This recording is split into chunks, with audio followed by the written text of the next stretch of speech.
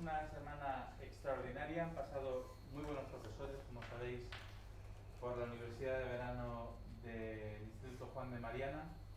Y acabamos por todo lo alto, nada menos que con Lawrence Freed, que es presidente emérito de la Foundation for Economic Education, una de las instituciones que más han hecho por la libertad, realmente en el mundo. Y aparte de eso, es autor de varios libros. Uno de ellos es Was Jesus a Socialist? Es uno del año pasado. No.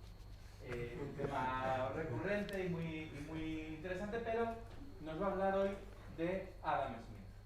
Así que, sin más preámbulo, por favor. Okay. Thank you, Jose. Thank you. Thank you. Thank you. Thank you, Jose. And thank you, fellow students.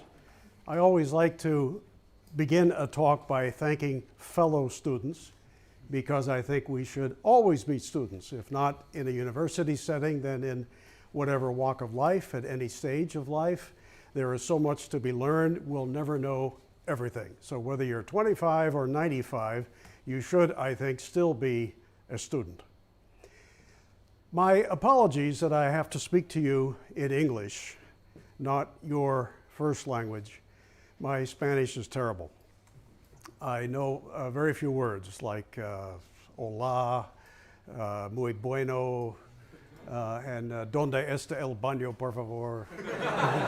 Not much more than that. So I hope if I speak clearly and maybe slowly, I hope my English will be okay. Well, I understand that most of you are from here in Spain, right? Maybe a few from other countries, but mostly from Spain. How many of you have been to Caminito del Rey, about an hour north of here? Caminito del Rey, anybody? Okay. The so-called walkway of death. Well, I mention it because I did it yesterday, and I understand, Cesar, you're going to do it tomorrow, right? Yeah. Yeah, I thought it would be very good preparation for my speech to do the walkway of death one day before giving this speech. And I highly recommend it. If you haven't been there and have the time, it's only a 1-hour drive north of here to the mountains where you can do the walkway of death. And by the way, if you visit the website of the organization that I'm associated with, FEE.org, you will find an article that I wrote just yesterday about Caminito del Rey and Alfonso XIII, the king who dedicated it to the public 100 years ago this very year. We posted it just about 2 hours ago at FEE.org. Well, I want to begin by asking you a question. I used to ask my students when I taught at the college level, usually the first day of class, I would ask this same question, and I would always say, I'm looking for a one-word answer. Okay? So the question is, what factor or what thing plays the largest role in determining the course of history? Yes? Okay. You know, there's no wrong answer to this. There's a lot of personal opinion, but there's one. Government? Yes, sir. People? Okay. Ideas. He got it. Okay. What were some of the other thoughts that you wanted to suggest? Anybody? Geography is important, yeah. Bible? Okay. Any of that? Church? Morality? Yeah. You know, all of these are certainly factors, aren't they? That's why I say there's really no wrong answer. But the word that I'm usually looking for is ideas, because to a great extent, what goes on up here determines how you behave out there.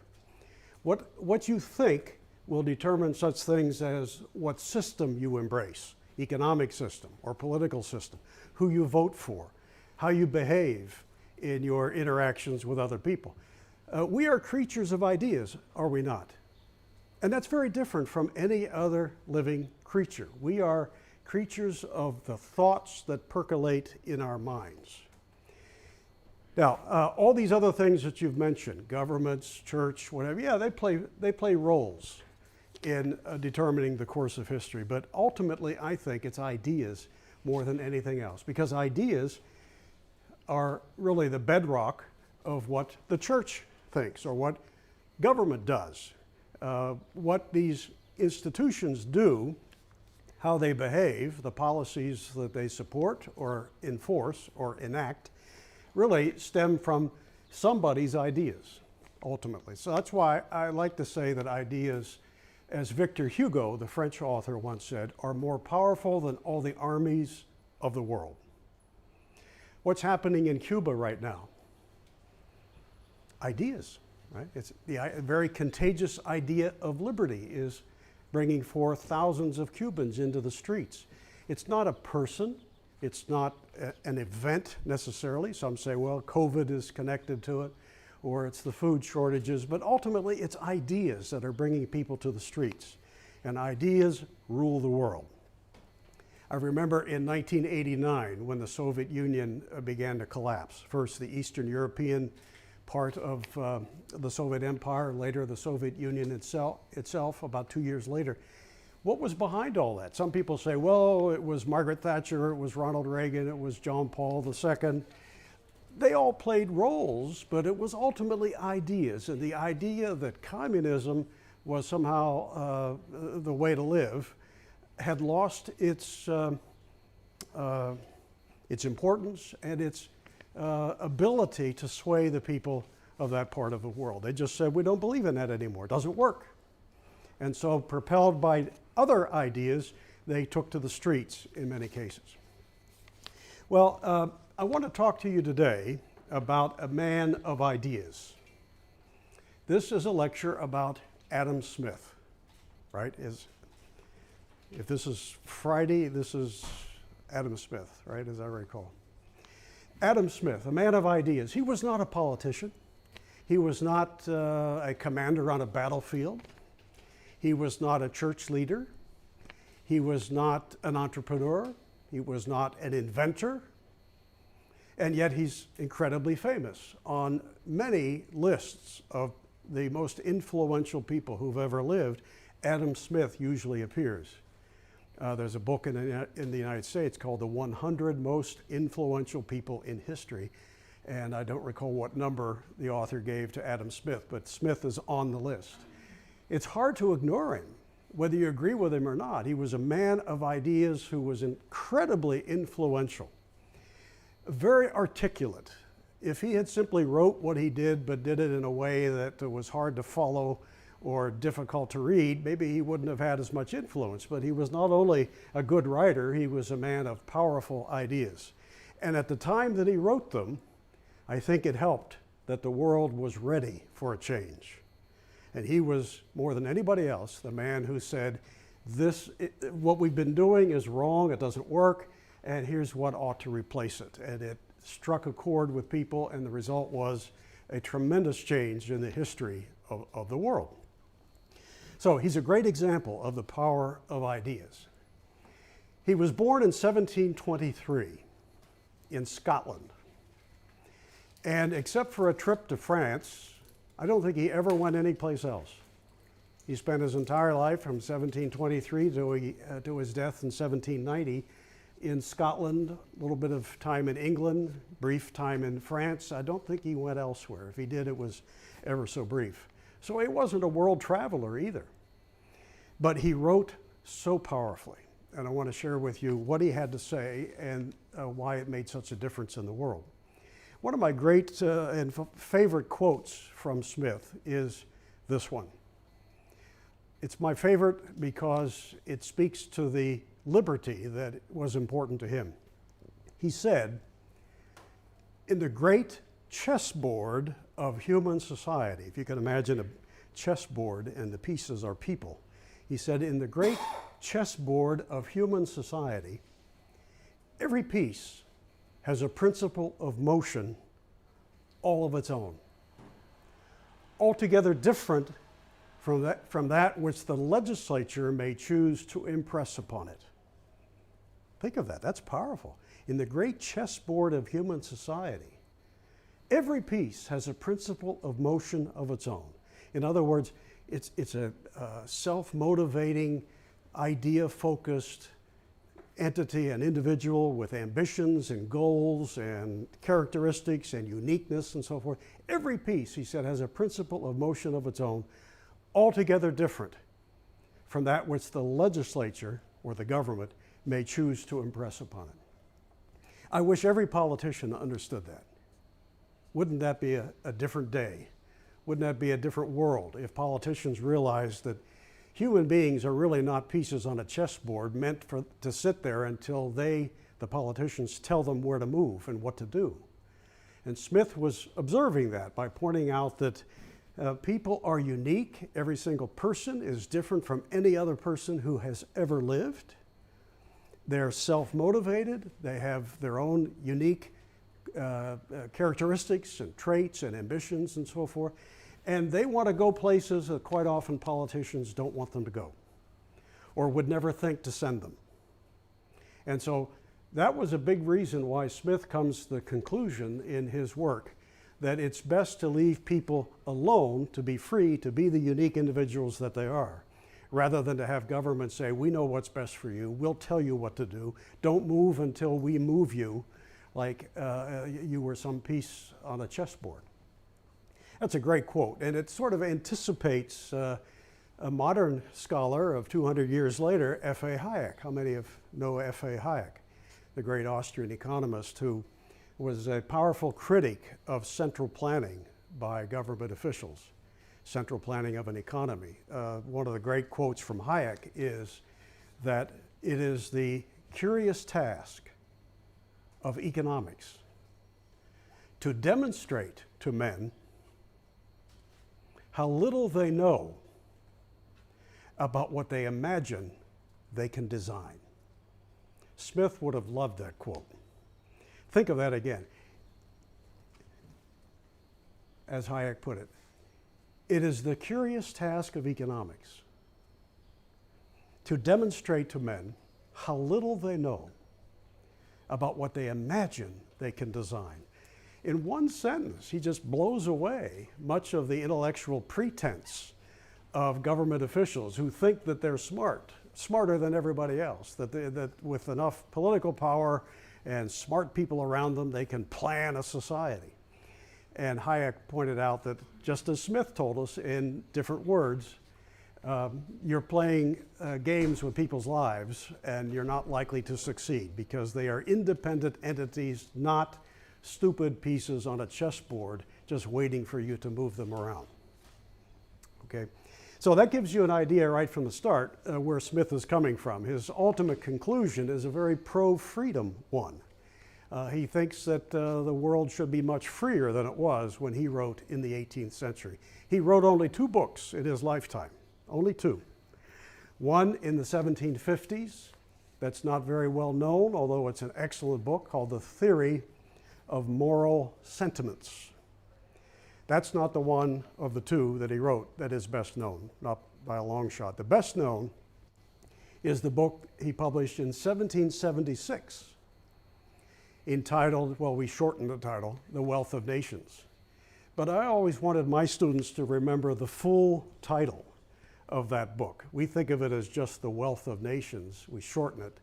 But the full title was An Inquiry, or a look into, an inquiry into the nature and the causes of the wealth of nations. Now think of that, I think that's important.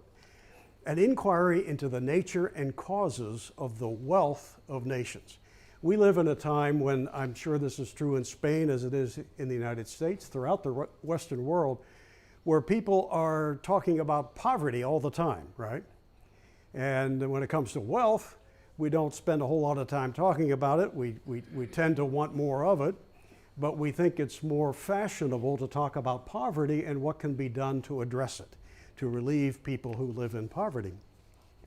I think if Smith were here today and you were to ask him, why did you title your book An Inquiry into the Nature and Causes of the Wealth of Nations? Why didn't you title it An Inquiry into the Nature and Causes of the Poverty of Nations?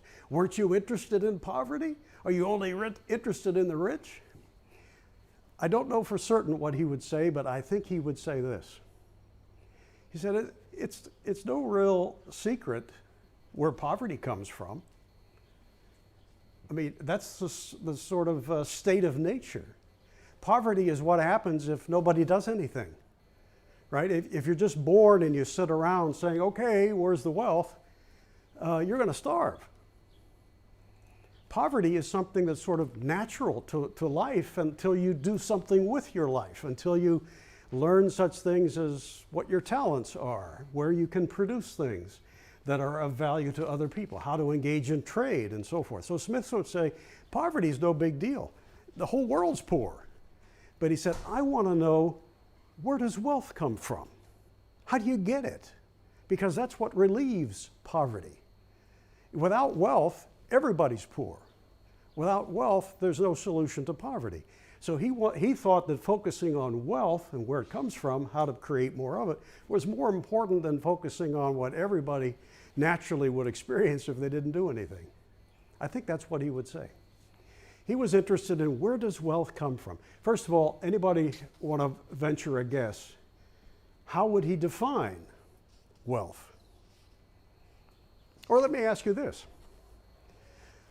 How would you respond if I told you that wealth is full employment? That's what wealth is, everybody working, full employment. Anything wrong with that definition? Well, you should be asking, well, okay, so everybody's busy, but busy doing what? What if they're just digging ditches and then filling them back up again? Would that make society wealthy? I don't think so. We don't become wealthy through ditches. So being fully employed does not necessarily imply a wealthy society. It just says people are busy doing something, but until you know what and why, you can't really say that a full employment society is automatically a wealthy society. They probably have full employment in Bangladesh, for all that I know. I don't think Bangladeshis are lazy people. In fact, I think they probably work twice as long as we do. And yet they're very, very poor.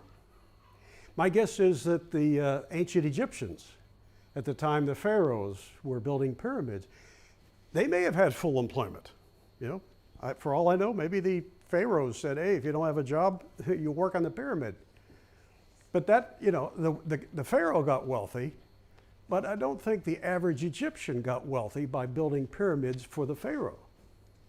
So full employment is not wealth in and of itself. Doesn't answer the question, you know, fully employed doing what? Creating what?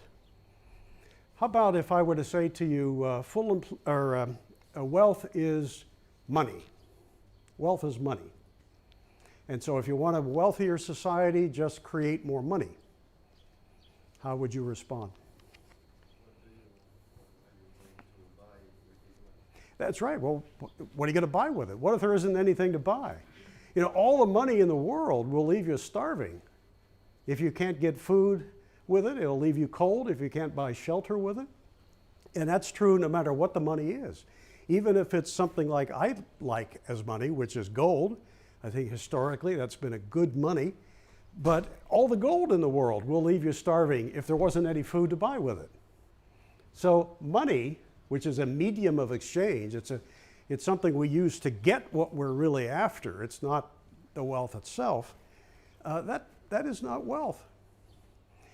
Well, Adam Smith, maybe more clearly than any economist up until his time, made it plain that wealth is goods and services. Goods and services. You know, if this was his only contribution to get people away from thinking that wealth is money or that wealth is full employment, but rather that wealth is goods and services, I would say he probably deserved, for that reason alone, to be known as the father of economics. That's how important this concept was in the 18th century. He says goods and services make us wealthy. So if you want a wealthier society, what you want is more goods and services, better goods and services at lower cost, with wider choices, wherever they may come from. So any policies that tend to encourage the production and the distribution, the trade in goods and services is, economically speaking, a good policy. Okay, goods and services are wealth, not things like money or full employment. What are some of the other things that politicians or not necessarily just politicians, but others have advanced as saying that this is wealth? Full employment and money are two of the more popular ones. What else did they say? Social justice. What's that? Social justice. Oh, social justice. Yeah, they'll say as long as you have social justice, you can have a wealthy society. But I think the economist Walter Williams, who passed away just last December, put it really well one time when someone asked him about social justice. And he said, my idea of social justice is what's mine is mine, what's yours is yours. Don't put a claim on what is mine just because you feel like you ought to have it. And that is often what modern social justice has come to mean, just the desire for what belongs to somebody else. Okay, so goods and services, think of that as wealth. What makes Adam Smith so important is not just what he had to say about economics, but how he completely exploded the prevailing ideas of his day. Any econ majors here who know what was the name for the system of economic organization that prevailed in Europe in the 15th century, 16th, 17th, and into the 18th? We have mercantilism, yes. I used to have students who would always spell that with an H in there as if it was a mercantilism, but there's no H. Mercantilism, that was the system that had prevailed for several hundred years when Adam Smith picked up his pen and wrote so eloquently in the second half of the 18th century. And much of what he wrote was a critique, a devastating critique of mercantilism. What I'd like to do now is to give you at least 5 ideas of mercantilism and then tell you what Adam Smith had to say about it. And in doing that, you'll get a very good sense for how powerful this man was just through the use of his pen, through his ideas. He exploded this system called mercantilism that had prevailed for several hundred years. Now again, maybe by this time the world was ready for a change. I think there's a good argument for that. He came along at just the right time. If he'd written the same stuff 300 years before, maybe it would have fallen on deaf ears. But there were a lot of people by the 18th century who said, after the Enlightenment had begun, who thought, we worship this king, but he puts his pants on one leg at a time like everybody else. There's nothing special about that. Why should we think he knows more than ordinary people about ordinary aspects of life? So what were the ideas of mercantilism that Smith wrote against? Here's the first one. The world's wealth was fixed. The world's wealth was fixed, or another word for that would be finite, only so much. There's just so much and no more. The world's wealth was fixed. Well, today that seems ridiculous to us because we've seen in our lifetimes how quickly the world can change, how standards of living can change up or down very quickly. We've seen within the lifetime of many of us in the room here, technologies we couldn't have imagined 50 years ago, from iPhones to now commercial space travel. So we know that the world's wealth isn't fixed. We know that we're making more of it in most places all the time. So how can anybody think that the world's wealth was fixed? Well, think back to the 18th century. Okay, coming on the heels of hundreds of years before that of feudalism, when it didn't seem as though things changed very much. Over the course of an entire lifetime, you may not have any higher standard of living at age 60 than you had at age 20. That was common in much of Europe at the time. So it didn't look as though, to ordinary people, like the world's wealth changed very much over time. And even if you thought that maybe it did, we didn't have the tools to measure it. We didn't have gross domestic product. We didn't have economic statistics that today, however crudely, do tell us something about the degree of production and its growth or its shrinking. So to the average person 300 years ago, it was not an absurd thought to think that the world's wealth was fixed. That's the way the world looked to most people. But if you believe that, if you think that the world only has so much wealth, but you want your country to do better, what will be the foreign policy implications of that idea? Say you're in power as a king or a minister in 1600, and you believe that there's only so much wealth, but you want your country to do better. What will you do in your foreign policy? Yes, sir. You will avoid commerce as much as you can. You will what? Avoid commerce. Avoid commerce. Yeah, or you'll just go take it, right?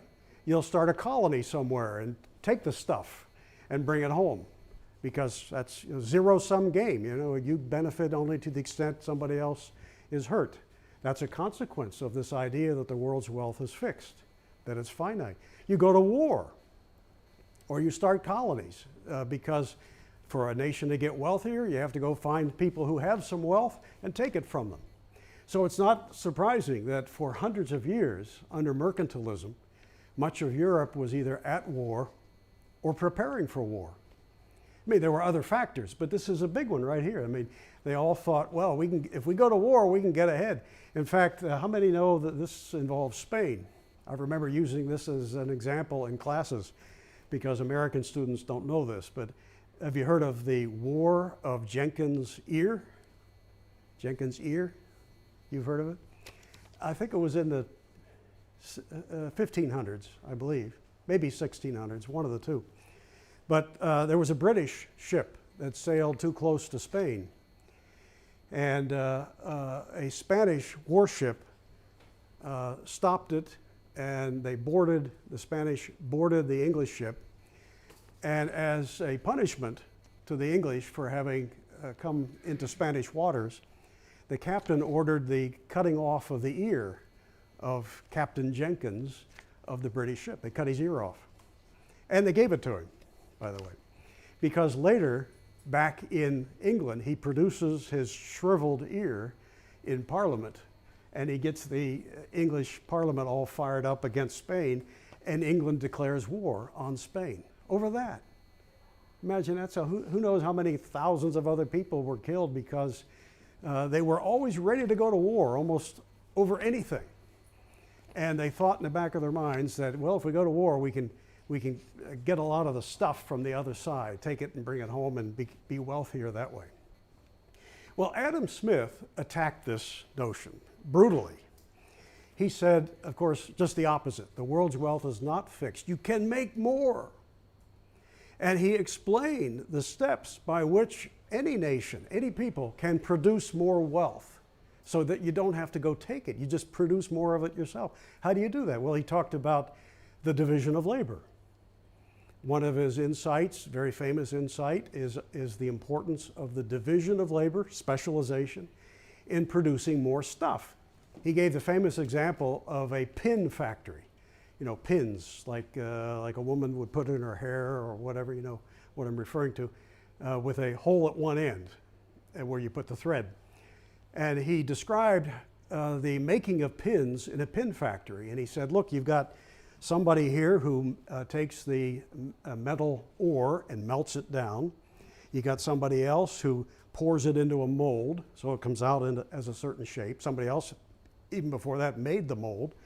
Then you've got somebody else who fashions the hole at one end of the pin. Somebody else whose job it is to sharpen the pin at the other end.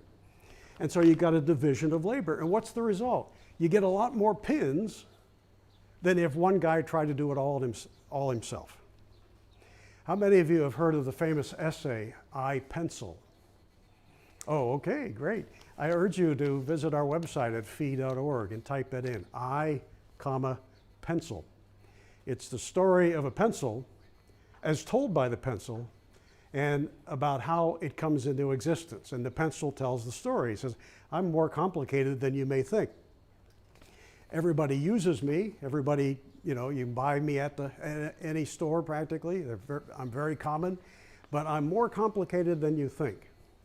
He said, in order to make a pencil, you have to involve people in dozens of different occupations.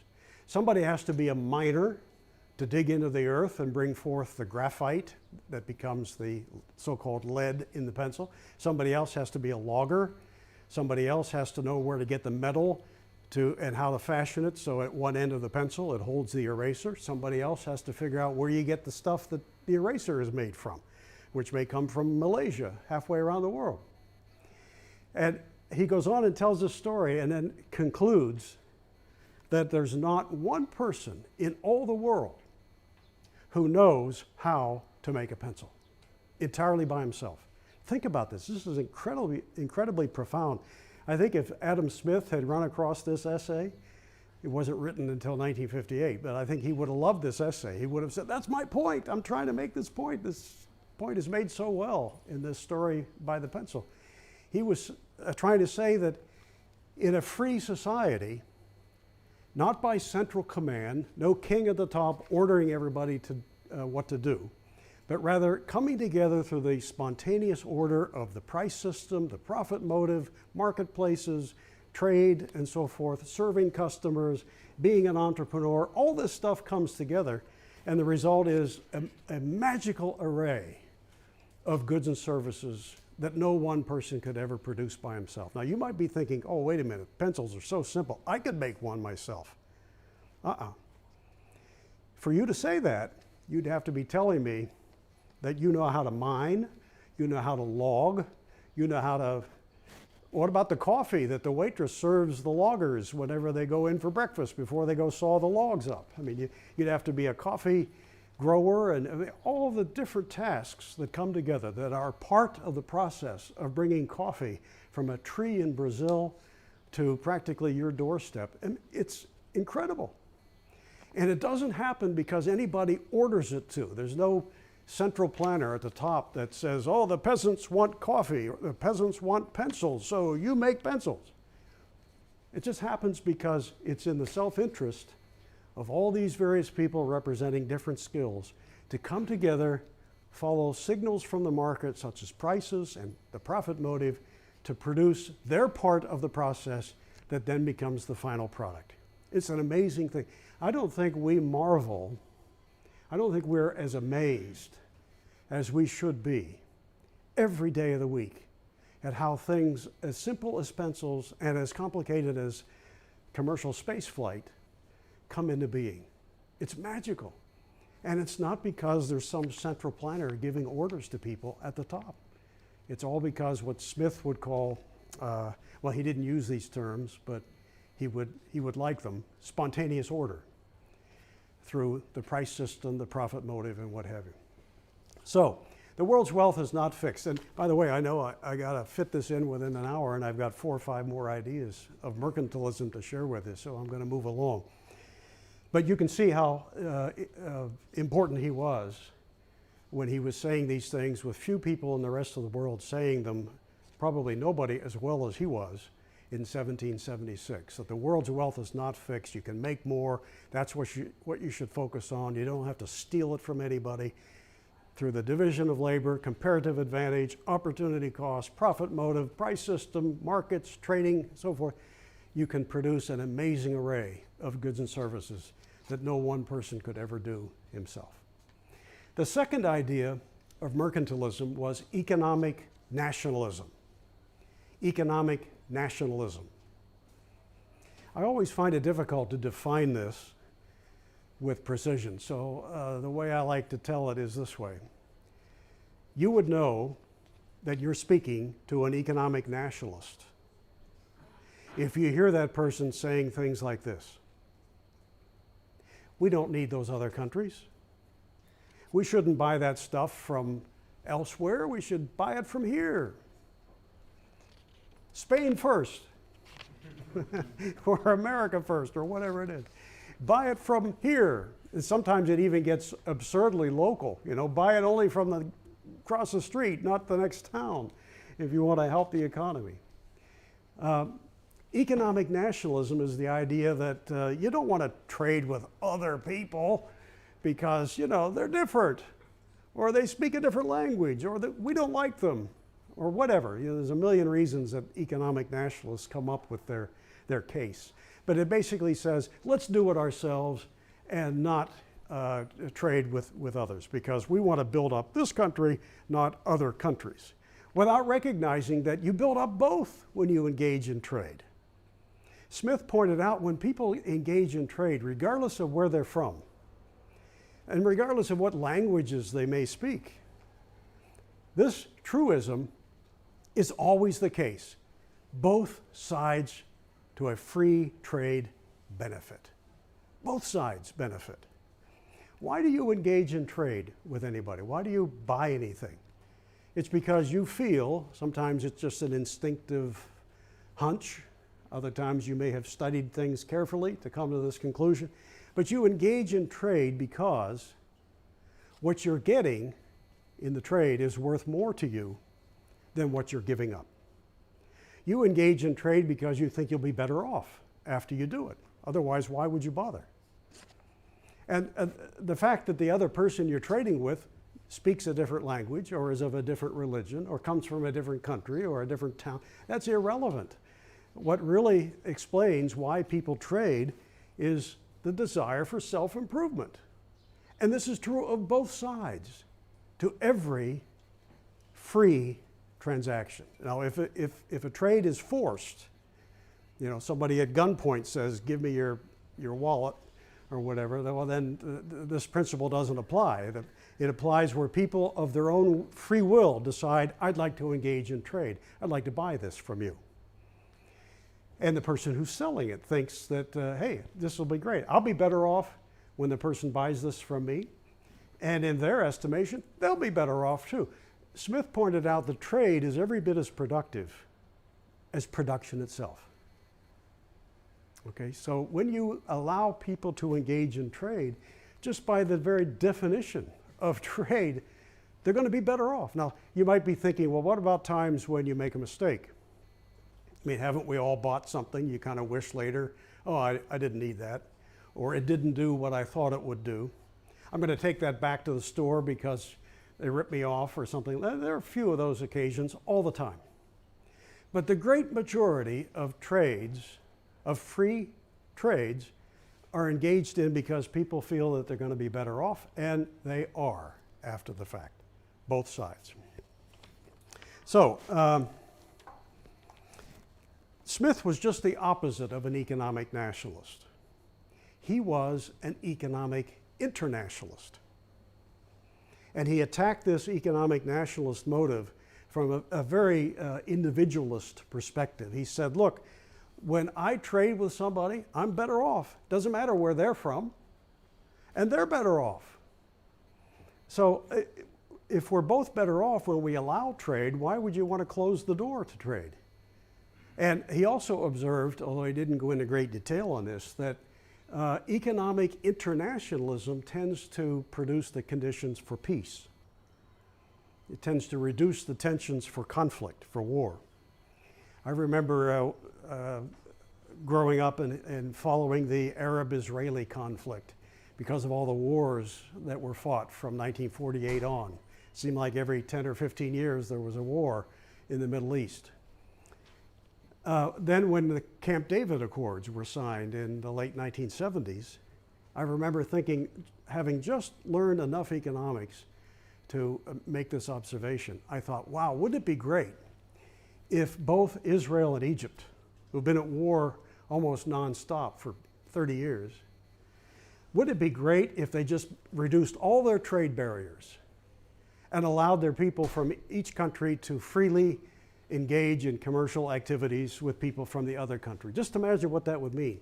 That would mean that a businessman in Cairo could open a hotel in Tel Aviv, or a cosmetics entrepreneur in Jerusalem could open stores in Alexandria. And you multiply that by hundreds or thousands of times of people from each country engaging in commercial transactions, making investments in the other country, finding customers in the other country for what they're producing. What does that tend to produce over time? A kind of constituency for peace, right? If I were a businessman from Cairo who just built that hotel in Jerusalem, I wouldn't be agitating for war with the Israelis. I'd be asking for my hotel to be blown up. So we should never say that trade will prevent war in every case, because wars happen for a lot of reasons. But if you want to reduce the tensions for conflict, this is one of the things you should do. Try to bring down trade barriers. Allow people to establish connections, business relationships, friendships. And all of a sudden they say, wait, don't bomb my investment in the next country. And I have friends, I have employees over there. So it's a losing proposition to engage in war if the two peoples are closely connected with commercial and trading transactions. So Smith said, if you want peace, if you want a higher standard of living, then err on the side of more trade, not less, irrespective of the languages, the customs, the religions, or the countries that you're talking about. A third idea of mercantilism is that exports are good and imports are bad. Now, I know in America we still have a lot of this dumb thinking, mercantilist thinking. Maybe you do in Spain. Do you see this sometimes? Do Spanish politicians say, oh, it's good when we sell stuff to the world, but it's not so good when we buy stuff from the world, because the more we buy, the more likely we'll have a trade deficit. Do you hear that in Spain? Yeah. The idea is a deficit in trade, in the balance of trade, is when you have more goods coming in that you've purchased than you have goods going out. And that's supposed to be a deficit. Deficits are bad. So we have to do something to fix that, the politicians tell us. Adam Smith would say this is nonsense. Nonsense. Coming from third parties who are not even engaged in these trading transactions that give rise to whatever the trade balance may be. This is third parties in Washington or Madrid telling other people, no, you shouldn't have done that because it adds up incorrectly and now we have more imports than exports.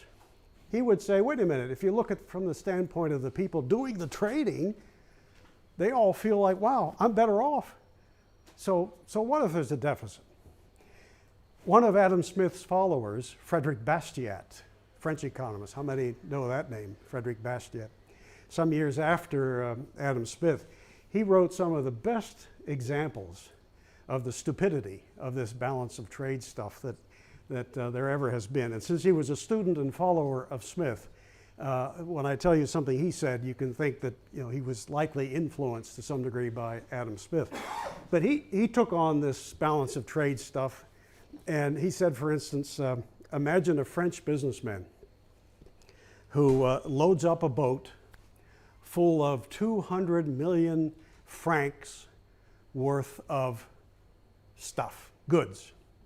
And he's got it in his mind, he's going to send this boat over to America, where he's going to sell it, and he figures the stuff I'm going to take, even though here in France it's only worth 200 million, I can sell it over in America for 300 million, the equivalent of 300 million francs, and I'll become wealthy.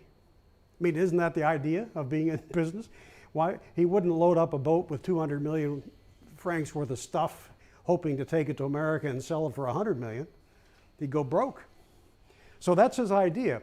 But of course, before he leaves France, the boat has to stop at the customs house, where the government agents get the information. They say, okay, what are you taking out? And he says, 200 million francs worth of stuff. So they, okay, 200 million francs of stuff leaving France. Well, so far, that's a balance of trade surplus, right? A mercantilist would say, oh, great, exports, we're getting rid of the stuff. Then he goes to America and he sells it for the equivalent of 300 million francs, just as he'd planned. He's feeling pretty good. He's coming back to Spain now with stuff from America that's worth about 300 million. He figures, wow, I'm gonna eat like a king now. But of course, he has to go through the customs house so the government can make a record. And the customs agent says, okay, you took 200 million francs worth of stuff out. You're bringing back how much? And the guy says, 300 million. How about that? And the customs agent says, what? That's a balance of trade deficit. You're bringing back more than you took. Now we're going to have a national trade imbalance, which is ridiculous. The guy says, what am I supposed to do? Lose money? Well, then Bastiat goes on to say, okay, you want a balance of trade surplus? Here's what you do. The next time he loads up his boat with 200 million francs worth of stuff, and the government writes it down, 200 million. When he gets a few miles out to sea, send the Navy after him and blow up his ship. And then what will the customs house record? 200 million went out, nothing came back, balance of trade surplus, the nation's wealthy. Which is absurd. It's nutty, right? And yet that's what mercantilists believed, in effect. You take these absurdities to their logical conclusion, you can often see how dumb they are.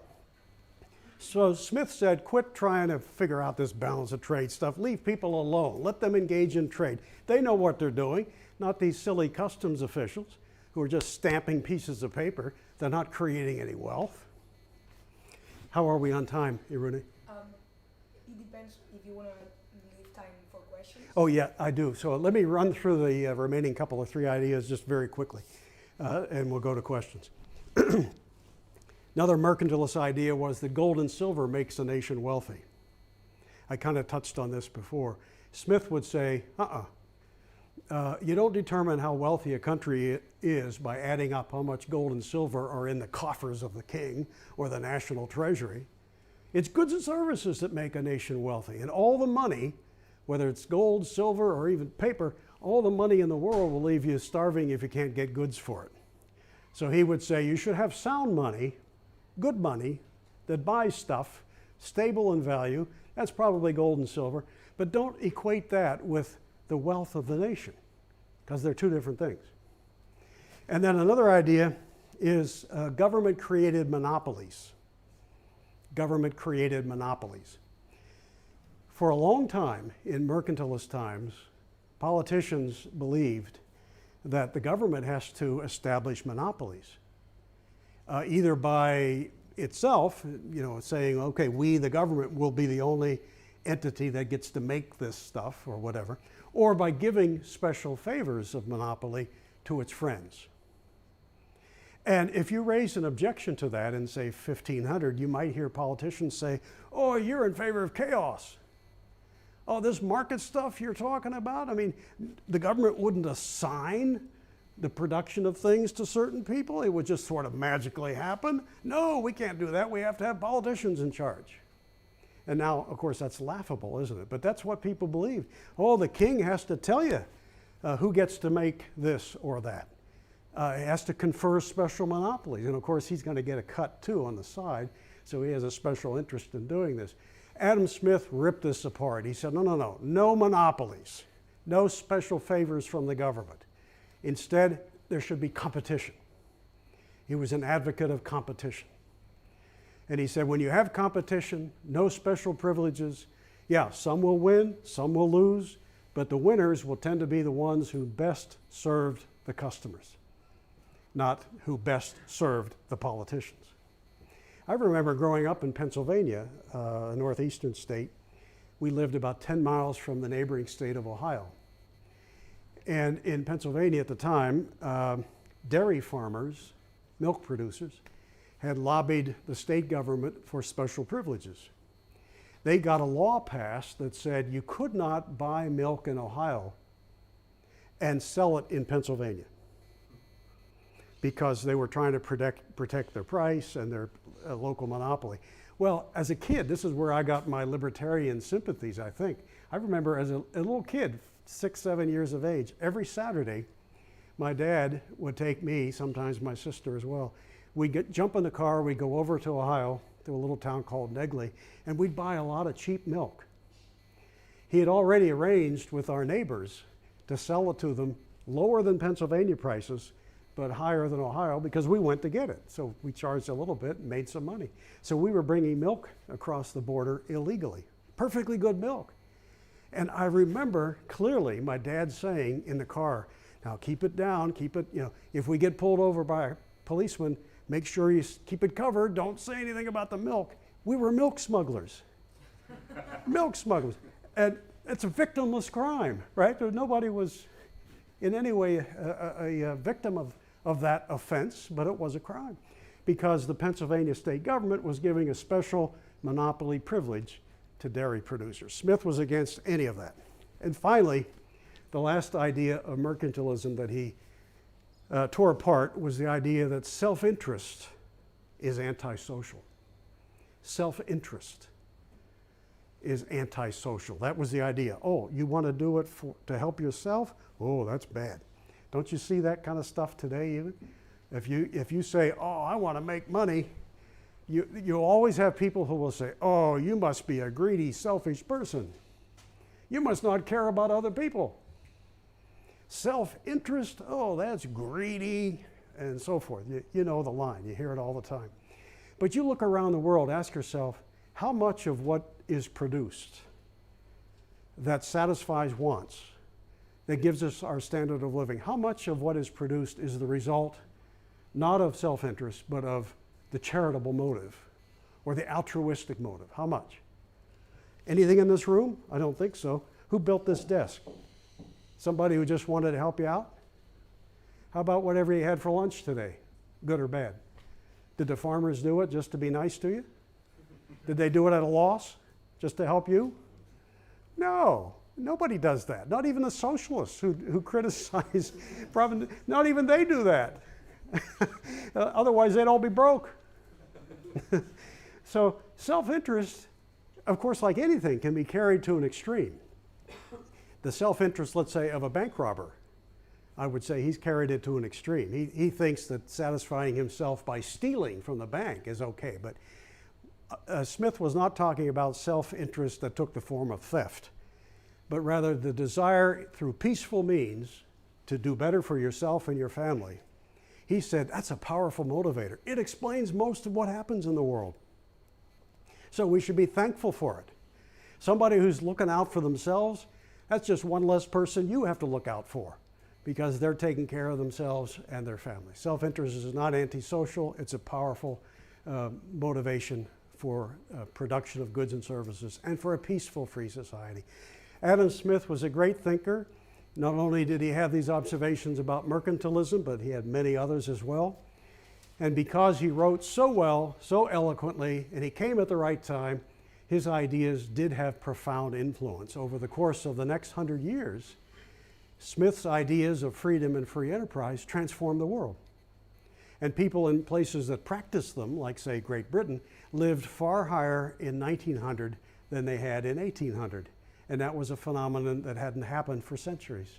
And it was largely because of these ideas of Smith and others who believed in freedom and free markets. With that, I'm happy to conclude, and whatever time we may have, I'll be... I think we can make 3-4 questions. Okay, I'll try to answer quickly. Well, let me write the names down. Okay. Sí, Ramón, Noé.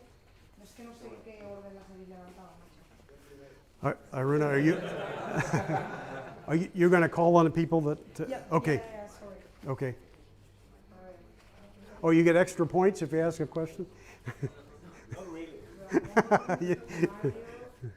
Y no me iba a dar tiempo a ninguna más. Pero bueno, Lorenz viene se queda y viene a cenar con nosotros. Sí, yo O sea que, bueno, Pablo.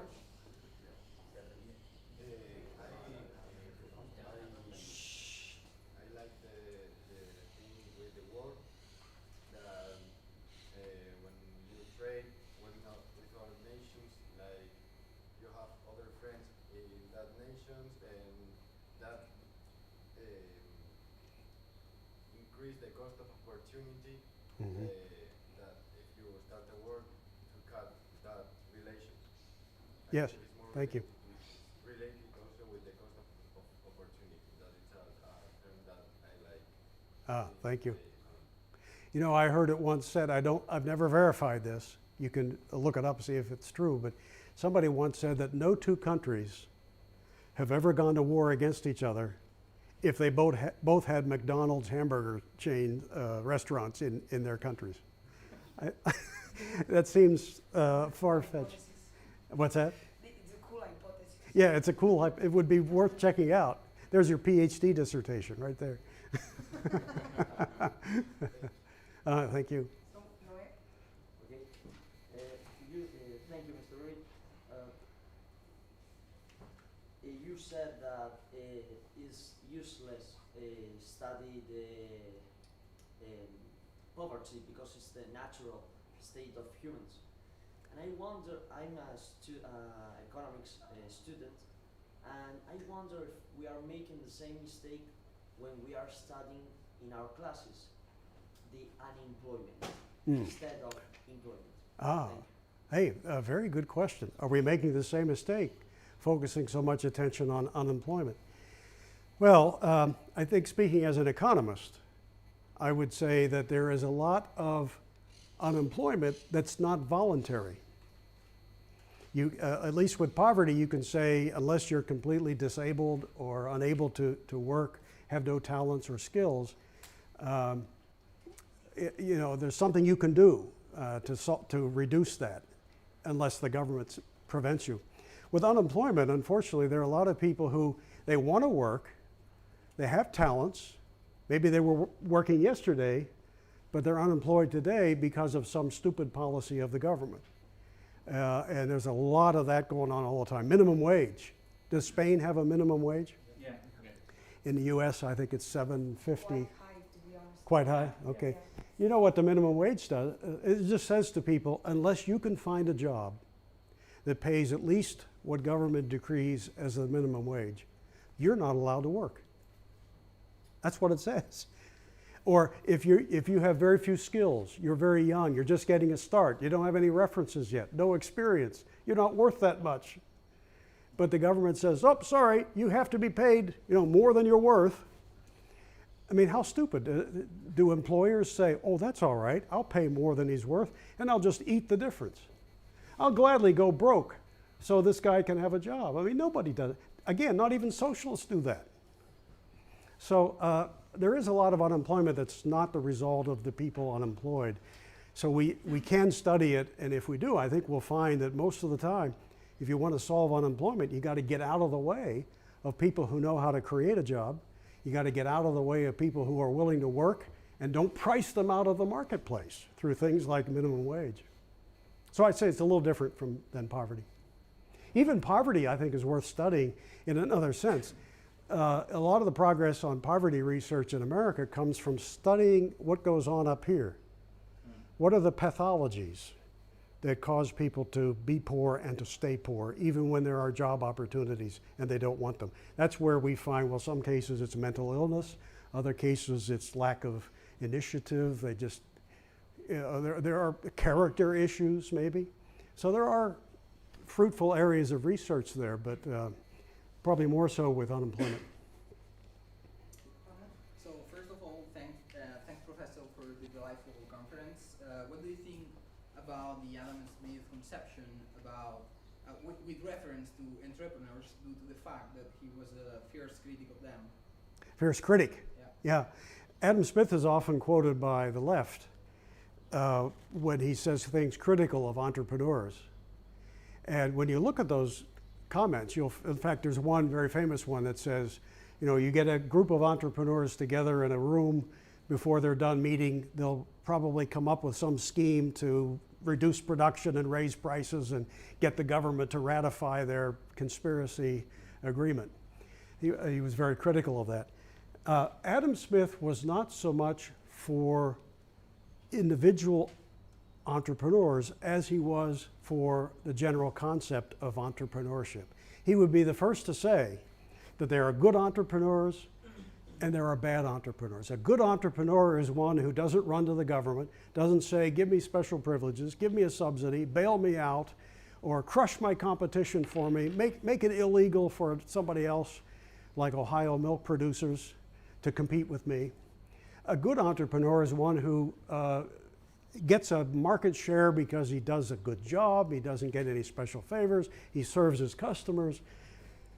A bad entrepreneur is one who steals or deceives, engages in deception, or runs to the government to get special favors.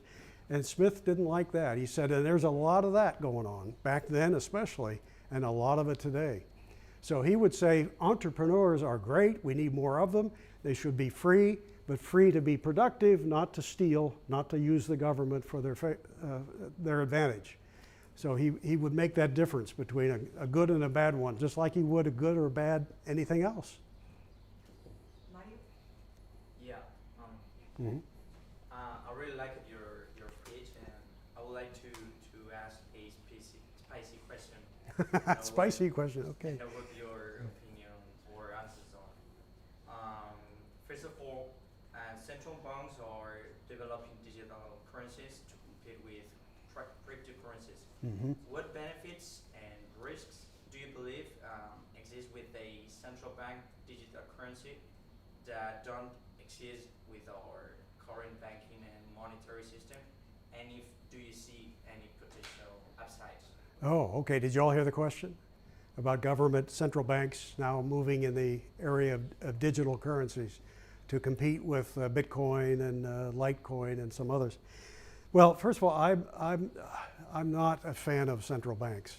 If it was up to me, I'd get rid of them. I don't believe they serve a useful purpose. That they inflate the money. They, look at the Federal Reserve. I mean, it's been around in America now for 108 years. And the dollar's worth about a nickel of what it was when they started. We've had one Great Depression that they started and 9 or 10 recessions. So all the promises made for it really have fallen flat. So I would do away with central banks. The idea then of a central bank starting its own digital currency, this to me represents an expansion of government that I just cannot support. I don't think, there's nothing about digital currency that says the government can or should provide it. The market's already shown that it can do that. What the government should do is prevent fraud. If somebody issues a digital currency and lies about it, doesn't do what they promised for whatever reason, yeah, I think you need a court system. You have people who are victims of the fraud should be able to prove it and get redress of grievances through the court system. That's a function of government. Protect against fraud and violence and force and deception.